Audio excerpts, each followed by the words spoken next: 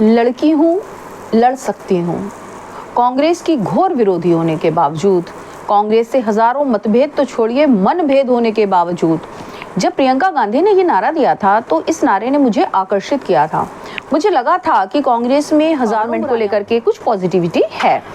हालांकि मुझे पता था चूंकि ये कांग्रेस से रिलेटेड है, इसलिए जो कीटाणु, हिंदू विरोधी कीटाणु या दूसरे पक्ष को तुष्टिकरण की जो कीटाणु है वो इनके अंदर भी होंगे। उसके बावजूद मुझे लगा कि कांग्रेस से अभी सारी की सारी संभावनाएं समाप्त नहीं हुई हैं। मुझे लगा इस बंदी के अंदर स्वाभिमान है, इस बंदी के अंदर आत्मविश्वास है और कम से कम इस बंदी के अंदर अपने संवैधानिक अधिकारों को लेकर के एक जागरूकता है। वो ये नहीं है कि हाँ वो अमीर घरानों की तरह केवल पार्टीज करने के लिए या केवल दिखावे के लिए या केवल फैशन के लिए बनी हुई है। मुझे लगा शायद ये देश के लिए, समाज के लिए, खास करके महिलाओं के लिए कुछ करने की इनके अंदर संभावना है। लेकिन हालिया जो मैंने इनका अभी हाल देखा है, मुझे अपनी सारी संभावनाएं एकदम धूल धूसरित होती हुई नजर आई हैं। भैया, जो बंदी अपने संवैधानिक अधिकार के लिए अपने घर में, अपनी पार्टी में, अपने भाई से, अपनी माँ से विरोध नहीं कर सकती, वो बंदी दूसरी महिलाओं के लिए, हमारे और आपके लिए क्या करेगी? कोई संभावना ही नहीं है। राहुल गांधी प्रियंका गांधी को चुनाव लड़ने देना नहीं चाहते हैं। किस लिए? सिर्फ अपनी इंफीरियरिटी कॉम्प्लेक्स के चलते, क्योंकि उनको लगता है कि प्रियंका गांधी उनसे बेहतर पैकेज है। हो सकता है प्रियंका गांधी उनसे बेहतर पैकेज हो और हो सकता है कि वो उनसे भी वर्स्ट पैकेज हो। चूंकि प्रियंका गांधी अभी बंद मुट्ठी हैं, अभी उनकी कोई हकीकत दुनिया के सामने खुली नहीं है, इसलिए उनको लोग, खुद कांग्रेस में लोग उनको राहुल गांधी से बेहतर पैकेज मान रहे हैं। और राहुल गांधी के अंदर खुद ये कॉम्प्लेक्स है कि अगर प्रियंका गांधी वाड्रा चुनाव लड़ती हैं तो हो सकता है कि वो उनसे बेहतर हो और पार्टी फिर उनके अधिकार में चली जाए। राहुल गांधी कुछ भी सोचें, राहुल गांधी कुछ भी कहें, लेकिन चुनाव लड़ना प्रियंका गांधी का एक संवैधानिक अधिकार है। जिस तरह हर भारतीय नागरिक का चुनाव लड़ना एक संवैधानिक अधिकार है, उसी तरह प्रियंका गांधी का भी है। तो राहुल गांधी अपने पर्पस के चलते प्रियंका गांधी को चुनाव लड़ने नहीं दे रहे हैं। इसके खिलाफ प्रियंका गांधी आवाज क्यों नहीं उठा रही हैं? क्यों वो अपने ही घर में, अपनी ही पार्टी में, अपने ही देश में इस तरह से किसी की द्वारा संचालित करी जा रही हैं? भाई, राहुल गांधी जैसा बंदा जो पल पल में कहता है कि मोदी डिक्टेटर है, लोकतंत्र खतरे में है, प्रजातंत्र खतरे में है, संविधान खतरे में है, वो अपने घर में अपनी बहन को संवैधानिक अधिकार नहीं देना चाहता। वो हमको आपको क्या देगा?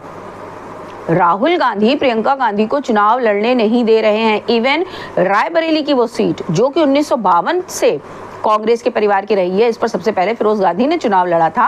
वो रायबरेली की सीट जब सोनिया गांधी ने छोड़ी तो सीधी सी बात है उस पर प्रियंका गांधी को लड़ना चाहिए था।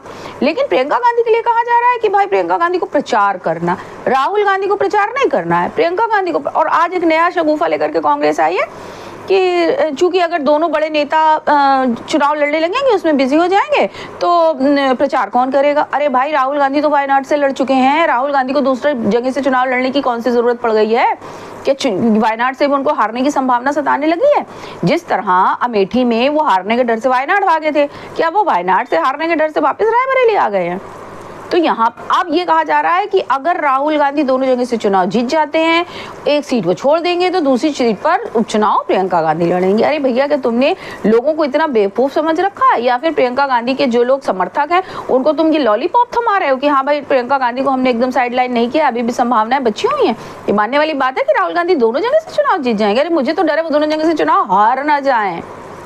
ऐसे में कम से कम एक बंदा गांधी परिवार को अगर हम राजनीतिक दृष्टि से भी देखें, हालांकि बहुत अच्छा है, मेरा तो मानना है, मेरा तो बहुत अच्छा है कि गांधी परिवार का कोई शख्स इस बार संसद में ना पहुंचे, कम से कम लोकसभा में ना पहुंचे, क्योंकि सोनिया गांधी राज्यसभा में तो पहुंच चुकी हैं। तो नहीं, लेकिन फिर भी अगर राजनीतिक दृष्टिकोण से देखें तो भी इन्हें सोचना चाहिए था कि राहुल गांधी वायनाड से लड़ चुके हैं तो रायबरेली से हम प्रियंका गांधी को लड़वा दें। चलिए, अमेठी से स्मृति ईरानी के सामने जीतने की किसी की कोई संभावना नहीं है, लेकिन प्रियंका गांधी को चुनाव ना लड़वाना सीधे सीधे राहुल गांधी के जो इंफीरियरिटी कॉम्प्लेक्स है उसकी निशानी है। और जो बंदी अपने ही अधिकारों के लिए नहीं लड़ सकती, वो अगर ये नारा दे रही है कि लड़की हूँ, लड़ सकती हूँ, तो क्या इसका अर्थ मैं ये निकालूं कि इनके लड़ने का मतलब वो था जो किसी से लड़ाई हो तो गुम्मा खींच के मार के चले जाओ, वो लड़ाई थी? या फिर जो पानी के नल पे अक्सर लेडीज की लड़ाई होती है, वो लड़ाई थी कि भैया अगर कोई पहले अपनी बाल्टी लगा दे तो उसे धक्का मार दो या उसके बाल खींच लो? या फिर वो लड़ाई थी जो घर में देवरानी जेठानी सास बहू में होती रहती? भैया, अगर वो अपने अधिकारों के लिए, अपने स्वाभिमान के लिए, अपने आत्मसम्मान के लिए लड़ना नहीं सिखा रही थी, तो क्या वही छोटे मोटे टुच्ची लड़ाई सिखा रही थी प्रियंका गांधी अपने उस नारे में कि लड़की हूँ लड़ सकती हूँ? ये बात तो आज मेरी समझ से बिल्कुल परे है। मैं शिल्पी अस्थाना आपसे अपने चैनल में यही कहने के लिए आज प्रस्तुत हुई थी कि भाई प्रियंका गांधी के जो नारा था उसका जो मैंने व्याख्या करी थी, जो इंटरप्रिटेशन किया था, मुझको लग रहा है वो बिल्कुल गलत है। उनका इंटरप्रिटेशन अब वो था जो अब मैं निकाल रही हूँ। तो दोस्तों मेरी आप लोग से विनती है कि प्लीज़ मेरे चैनल को लाइक कीजिए, सब्सक्राइब कीजिए और शेयर करिए। चलिए मिलते हैं दिल के भड़ास के किसी अगले एपिसोड में। तब तक के लिए जय हिंद, जय श्री राम।